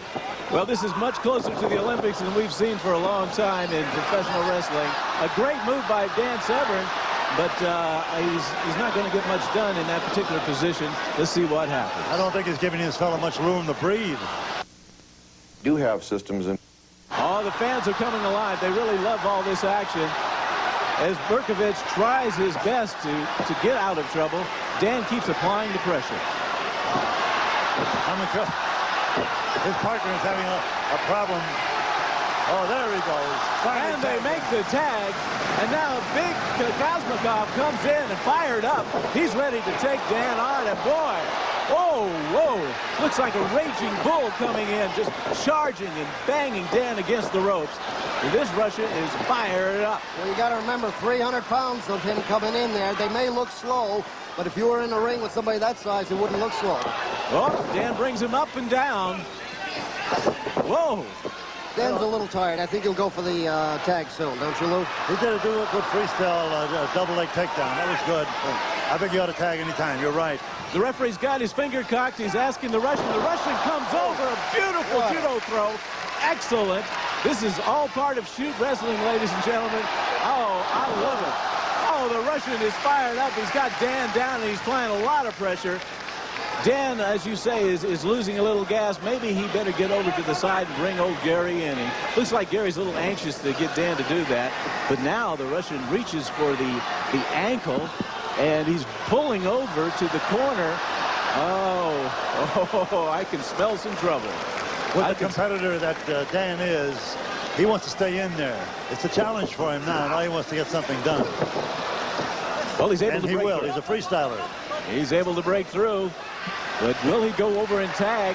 No.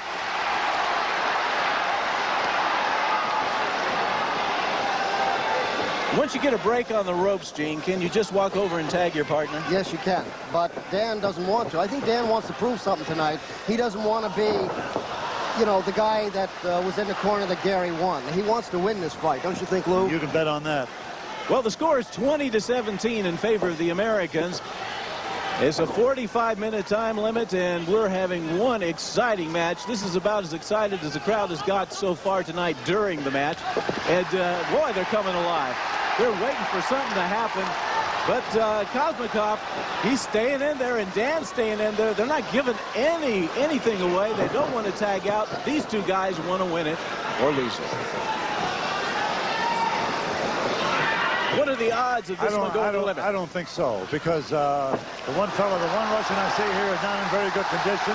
He's in a corner, and I think the way they're moving along, something's going to happen. Well, finally, Severn gives up and goes over and tags, but that Russian keeps on chugging. Look at that.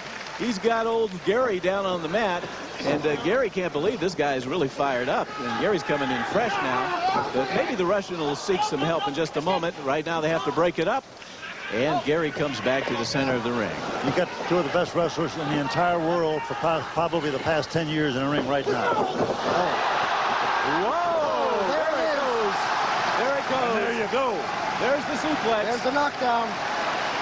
And they take away the points. The Russians lose 3, but Gary doesn't waste any time going back in for some more and says, come on, get up. And the Russian heads over to the side, makes his tag, and Berkovich comes in. Listen to this crowd. They come alive. And now the two men in red are going at each other for real. I'm surprised to see that Berkovich has got CCP still written on his shorts and the Soviet star in his back. The Soviet star is not going to help him a bit now, because unless he's done his homework, why, he's in trouble. I think I agree with you, Lou. Berkovich is the weak link in the Russian team. He's not in shape. He's not in good shape. They're growling at each other, and Berkovich gives him a snare. The Russians are behind, way behind in points. They've lost 6 points so far. It's 20-14 in favor of the Americans. Oh, Gary's what a forearm. Here he goes again, another takedown. Gary's not like he's a middleweight. That's right. Well, there was the question. Remember, Jim, when we talked to Gary and said, will he fly?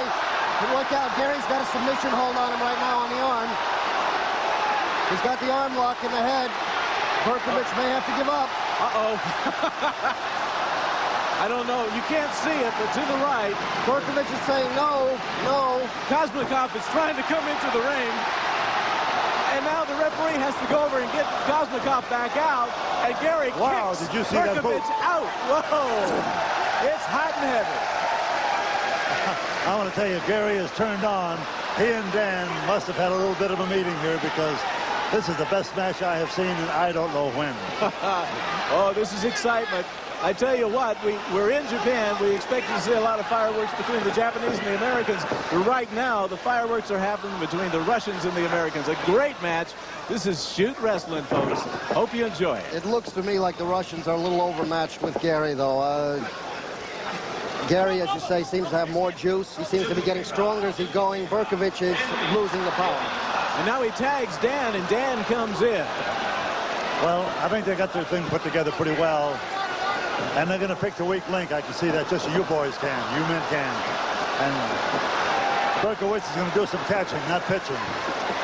Okay, Severn's going after him now. He's going to take advantage of all the work that Gary put in on him, and he brings him down into the center of the ring.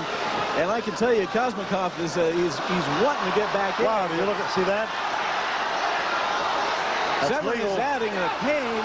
I don't think they can handle it. Dan wants to win this one really bad. I think Dan would like to be the winner this time, don't you? I do too, yes. He doesn't want Gary to win it for their team. He wants to be the winner. You're right. He'd like that victory, yes. But the Russian gets over to the ropes, and the referee breaks it up. Another point taken off. Is 20-11 in favor of the Americans. And right now, Dan Severn is going after big Vladimir Berkovich. He's got him in the side of the ring. And now he's kicking him, but now Berkovich grabs Dan Severn's leg. Whoa, and down goes Dan. What's happening right now, Lou? Well, they're getting in. He's got that's a Japanese toe, a leg lock, if you'll believe that. That's what they call it for the past 50 years in the United States.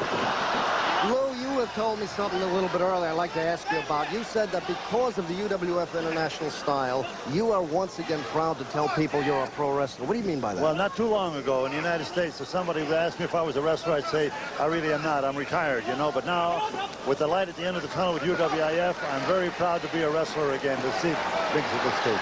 Okay, the fight is going on in the middle of the ring, and let me tell you, there's some blood coming out of the Russian's lip. More blood, and he's slapping. He's trying to stop Dan Severn, but Severn's coming at him every which way he can.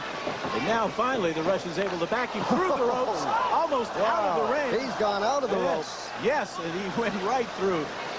That was almost desperation on the part of Berkovich. Now he comes over and finally tags Kosmikov, and Kosmikov, I think, is fired up. He wants to go after Severn bad. Watch out. The fireworks are going to start happening. He picks him up, carries him around the ring. Severn may be in trouble. Down we go. Whoa. Fantastic move. That's it. That's it. Oh, the Russian takes Dan Severn. He takes it, oh, so quickly. What an upset. Look out, Dan's arm is in big trouble. Yes. The Russian did not let go quickly enough, Lou. Do you think so? He didn't let go quickly enough, but this has been kind of a dog-eat-dog contest. It's like a couple of pit bulls is what they are. Okay, right now, we're going to try to take a look at something that happened earlier. But you can see Dan Severn is still struggling. He's still struggling.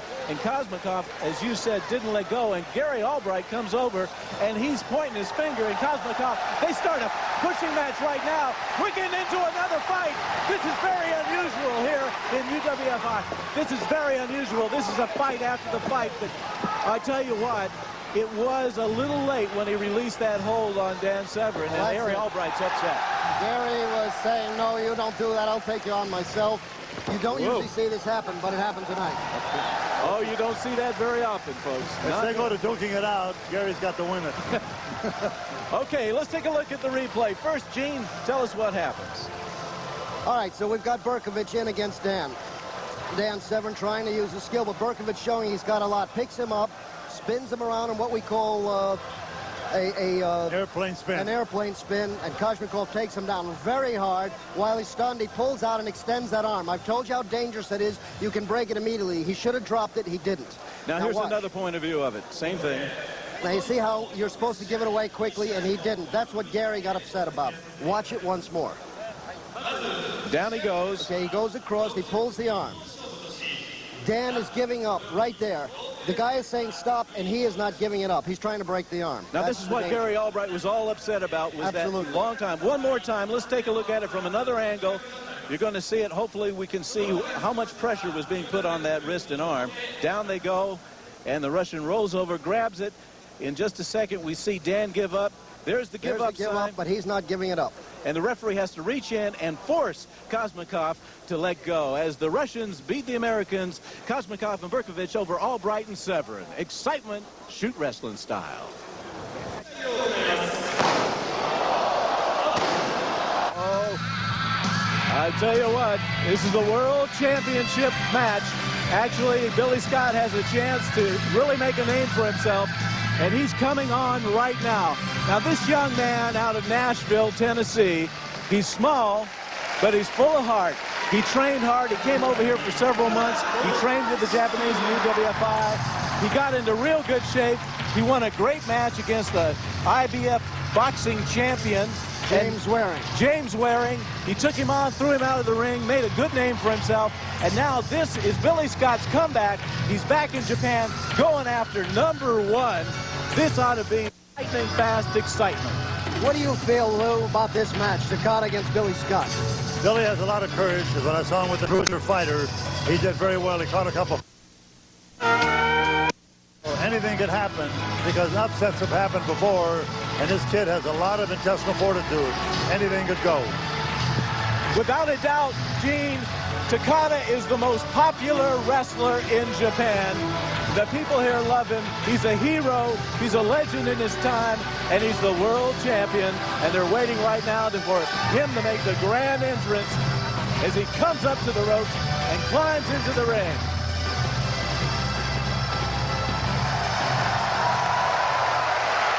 Gene, correct me if I'm wrong. It looks like Takada's dropped a few pounds since the last time we saw him. Yes, he has. He has lost a few pounds, but I'm sure that hasn't taken anything off his kicking ability. Do you, Lou? I don't think so. He looks lean and mean to me.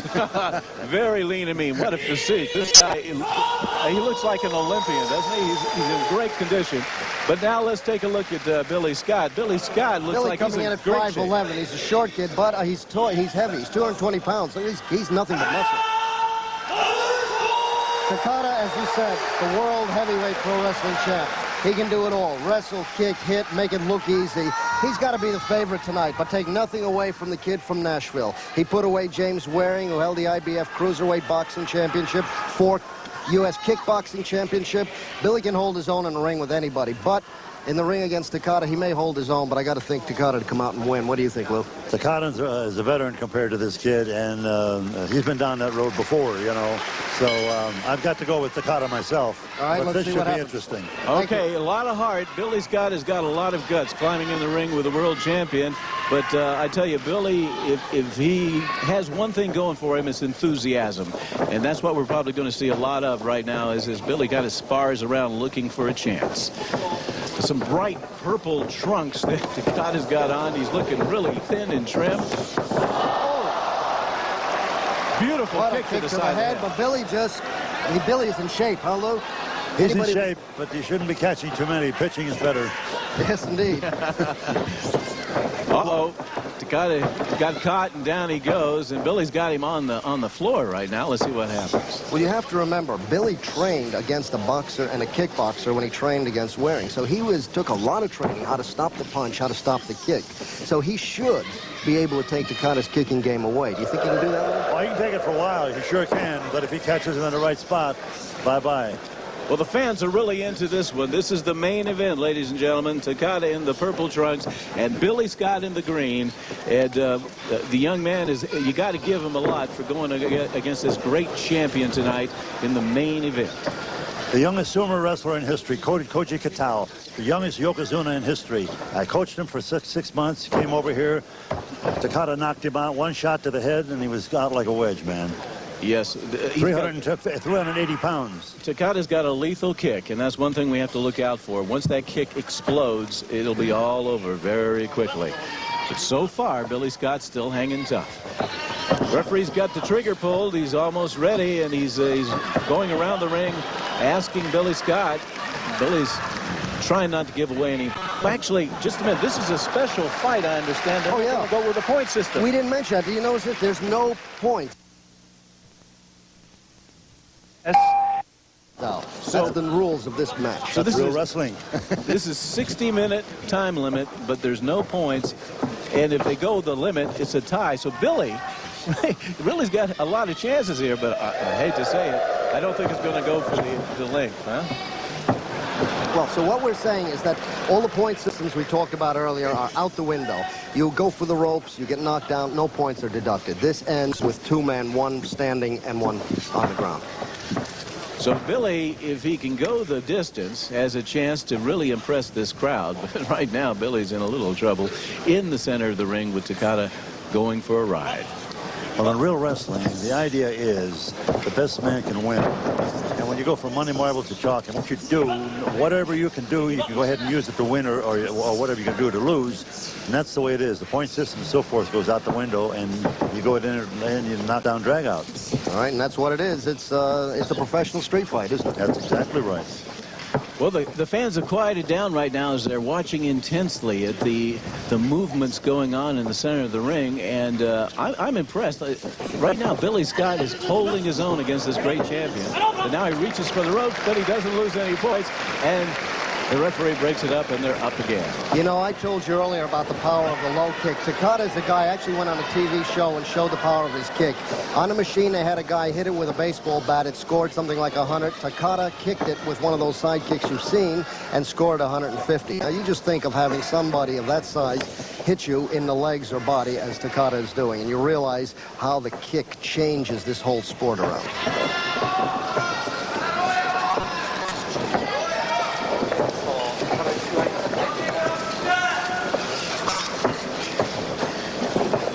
Okay, Gene, tell us, compare Takada to someone in the United States as far as popularity, and who would it be? Well, he just took a little bit of a slapping from Billy, but it didn't affect him too much. Takada can't walk down the street anymore without, you know, people running up to him looking for autographs. He's on all kinds of advertisements, doing endorsements. He is now one of the most popular wrestlers in Japan. He's like a sports star in America, a tennis star, a baseball star. Would you agree, Lou? Yes, that's very true. We don't have a wrestler with that popularity in the United States today because we have lost our credibility. But the credibility that he has here will rub off in the United States very quickly with pay-per-view. Great. Okay, back to the action. We've got Billy and Takada on the mat right now. Both of them looking. So far, Billy's been able to hang in here. I'm really impressed. Takada hasn't unloaded on him with any of these big kicks except right at the beginning. And Billy is doing a good job of just basically wrestling this great champion. Well, Billy has a lot of wrestling skills. He's proven it time and time again, a lot of heart and a lot of wrestling skills. So wrestling on the ground, he has a little bit better chance. But it's when they're standing that I'm afraid, because he has not the ability with the legs and the hits that Takada has. He's vulnerable for that kick. And there it is, and that hurt him badly. Ooh, you could feel it right in the side of the back. He caught it more to the back, so it hit the sciatic nerve. Oh, no. Oh, into that the hurt ribs. Billy very badly. Now right into the center. This could be the end. Takada's going after him hard and heavy, brings him down, and now applies that arm bar, and it won't take long. Billy's holding on, though. He hasn't given up yet. Ooh, the referee is pointing. I can't believe Billy's holding out, but Billy so far isn't giving up. The guy's got a lot of guts, as we said in the beginning. If there's one thing Billy Scott's going for him, he's got enthusiasm and a lot of guts, and somehow he withstands that barrage of pain and is able to still be in this match. 2 hits and he's in there wrestling. He's got to step over now, right? No, he's trying to put pressure on that ankle, right? Yes, he's just got a regular toe hold on him. Gene, let's talk about conditioning. What kind of conditioning does Takada go through for a match like this? That is, again, as I said, they call that a Japanese leg lock. You'll play that in the United States for many years. I see. Takada has survived all of the wrestling that the young guys have to do. He can do that and more. He is in shape. He, at this point, really doesn't have to do much more than just keep in shape. The guy fights almost every 4 or 5 weeks. Whoa! Look at that. Billy Scott brings it up and over and down. I think he caught Takada off guard. Takada didn't expect that one. You could see that look of shock on his face as he came flying over. Billy Scott's still in this thing. Lou, I saw you bounce about an inch on that one. Did you feel that one? I didn't expect that either, you know. I thought it was me.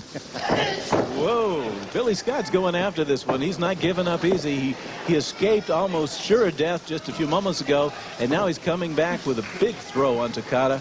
But right now, the champion's got him down, and looking at their faces, Takada's not too worried right now. Billy is putting in a lot more effort than Takada is. I would like to say something about Takada. I have seen him under fire, and when he really gets in trouble, he's the coolest cat I've ever seen. He really settles down and thinks his way out. Watch what he does. He does that all the time. Now, in case some of you fans are wondering, there are no pins in shoot wrestling. It's all submission, as we said. It's all submission. And he gets Billy. He's got Billy's ankle. Billy again spinning out of it, but his leg is hurting. Billy's going to have quite a headache tomorrow. Okay, now Billy, you know, the only way he could have got out of that was go to the side of the ropes. And so you either give up, you get knocked out. Look at that. Billy takes an unbelievable hit. But he's still hanging in there. This kid is tough. I mean, let's say it like it is. Takada's got the arm, but he's going to be able to get to the ropes and get away from it.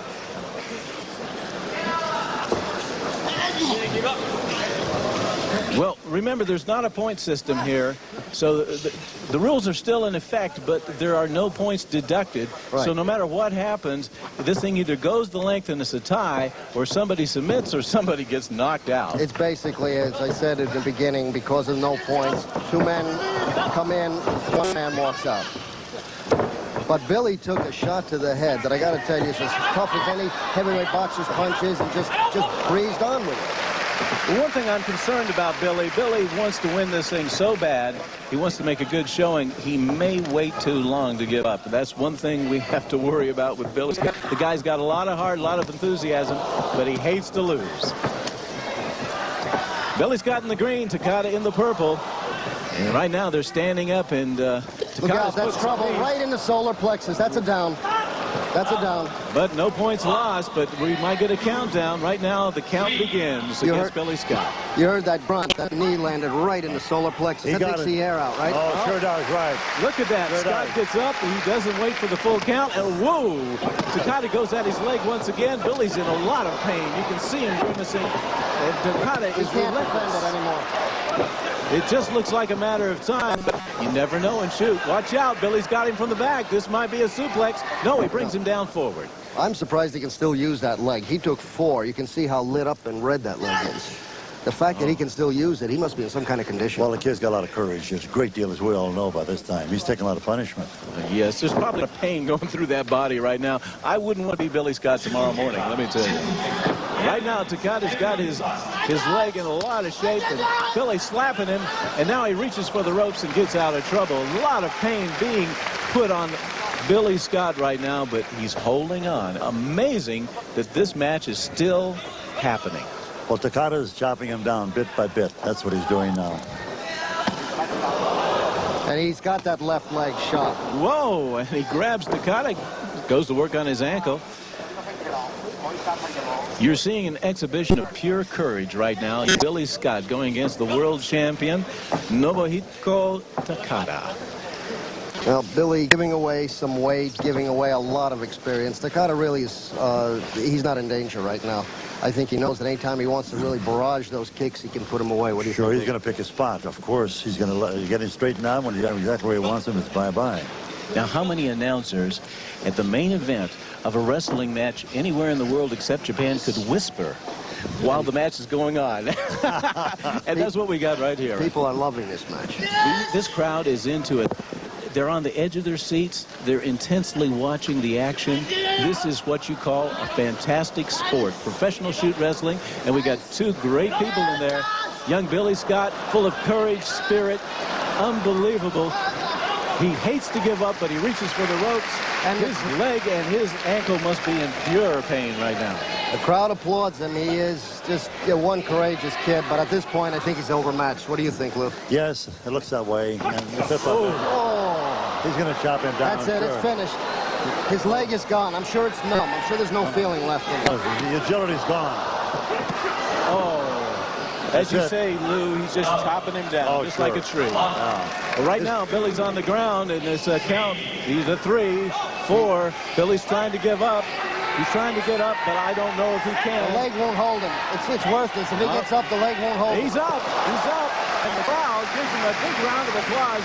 Billy Scott, this is a testimony of pure courage. Coming back now. He's not giving up. He's fighting every ounce of energy left. And now Takada brings him down. Whoa, whoa. But he's a one-legged fighter now. His balance is off. He can't move. It's just a matter of time, isn't it, Lou? But to use that word again, he has the guts. That's the only way to describe it. This young kid is full of guts and courage. Takada is just taking it easy, taking it one step at a time. As you say, it's a matter of time, but right now, we're watching a young, courageous wrestler in the ring. He certainly doesn't think he's beaten. No, he doesn't, but the crowd, I think, seems that he's probably beaten. There's the arm lock. It's over. Oh. There's the arm lock. The arm lock and it's over. Now, Gene, could the referee have called that before it was over? Could he have called that before it was over? Because of the pain? And Theoretically, yes, but I've never seen it happen. These boys do not give up. well, Billy Scott is on the mat right now in intense pain. And I can't believe that the fight went that long. Only Billy's courage and raw guts let that go as far as it did. You know, Jim, I don't buy tickets for anything, but for the last 2 matches we've seen here tonight, I will cross the world to buy a ticket to see it. This is absolutely beautiful. Unbelievable. They're getting ready for the awards ceremony right now in the middle of the ring as they bring in the trophy. And Takada gives young Billy Scott a big hug and congratulations. Okay, we're going to take a look at a replay of a series of kicks that happened earlier in the match. So let's take a look at it, Gene. What's happening here? Okay, so now Billy is coming out trying to do something. Takada is just watching and waiting for his time. And then he'll start those pumping knees, those pumping legs. Now, there was a knee right to the midsection, drove all the wind out of his body and dropped him. Okay, then he comes in here on a face lock. When he's got that, he just pulls the arm out. Billy's body is gone. It's just a matter of time. He pulls the arm out, immediately extends it, and when he calls, watch Takada give it up. As soon as the referee calls it, it's given up. Yes, you're absolutely right, Gene. Yeah. That's what Hashimikov should have done, but he did not. But he didn't. Lou, tell us about this one right here. Another slow motion. Takada is using his knees, coming in. He pulls him down. Oh, it's the back angle on the same thing. He'll pull the arm out into the arm lock, right? Sure, sure.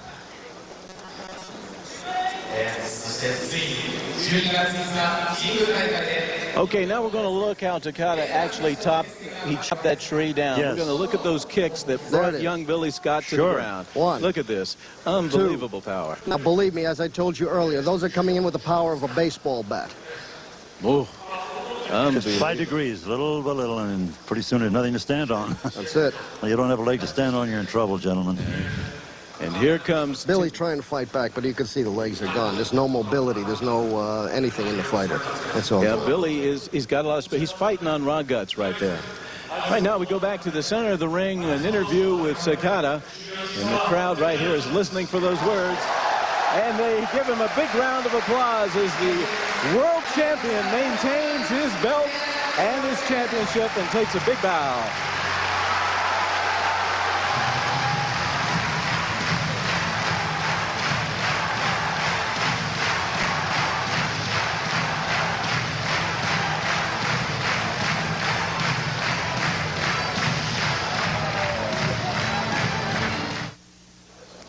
Gene, it's been a fantastic fight. I can't believe it. We've seen some of the best shoot wrestling I've ever seen in my life. How about you? Well, I tell you, I was looking forward to them, and I was not disappointed. The only thing I was a little disappointed in was the match with the Russians and Dan Severn and Gary Albright.